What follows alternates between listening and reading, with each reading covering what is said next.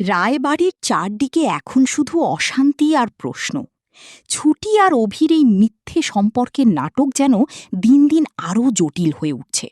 নিজের বাবাকে জেল থেকে মুক্ত করার জন্য ছুটি বাধ্য হয়ে এই অভিনয় চালিয়ে গেলেও ভিতরে ভিতরে ভেঙে পড়ছে সে।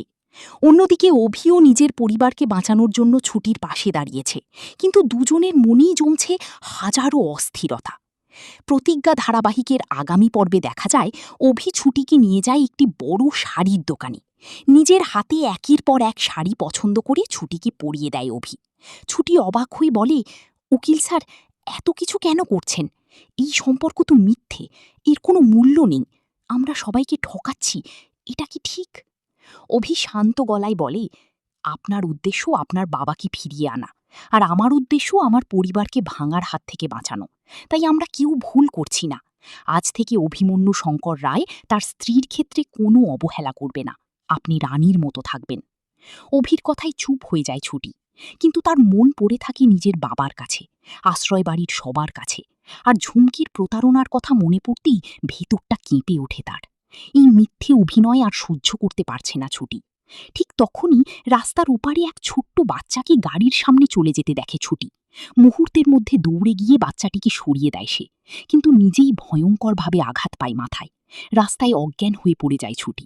অভি ছুটি এসে চিৎকার করে বলতে থাকে, ছুটি, ছুটি, চোখ খোল। আর তখনই গাড়ি থেকে নেমে আসে হিরণময়। ছুটিকে ওই অবস্থায় দেখে ভয় পেয়ে যায় সে। সব ভুলে গিয়ে অভির সাথে ছুটিকে হাসপাতালে নিয়ে যায়। হাসপাতালে ডাক্তার জানায় মাথায় গুরুতর আঘাত লেগেছে। তবে কিছুক্ষণ পর ছুটির জ্ঞান ফিরে আসে। অভি ভেতরে গিয়ে ছুটিকে ডাকতেই অবাক হয়ে শুধু তাকিয়ে থাকে ছুটি, যেন সে অভিকে চিনতেই পারছে না। আর ঠিক তখনই দরজার সামনে এসে দাঁড়ায় হিরণময়। হিরণময়কে দেখেই হঠাৎ কেঁপে ওঠে ছুটি। মাথার ভেতর যেন একের পর এক পুরনো স্মৃতি ফিরে আসতে থাকে। ছোটবেলার মুহূর্ত, বাবার আদর, সবকিছু চোখের সামনে ভেসে ওঠে। হঠাৎ কাঁদতে কাঁদতে ছুটি বলে ওঠে, বাবা, বাবা, আমি তোমার পরী বাবা, তুমি আমাকে চিনতে পারছো না? এই কথা শুনে স্তব্ধ হয়ে যায় হিরণময়।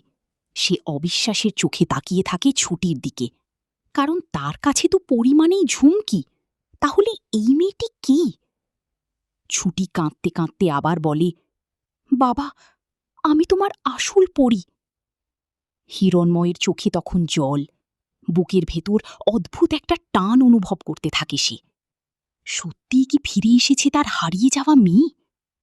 তাহলে কি এবার ফাঁস হবে ঝুমকির আসল মুখোশ? ছুটি কি ফিরে পাবে নিজের পরিচয়? আর অভি কি মেনে নিতে পারবে এই নতুন সত্য? জানতে হলে দেখতে থাকুন প্রতিজ্ঞা। আর বন্ধুরা, তোমাদের কি মনে হয়, সত্যি এভাবেই স্মৃতি ফিরে আসবে ছুটির? কমেন্ট করে অবশ্যই জানাও।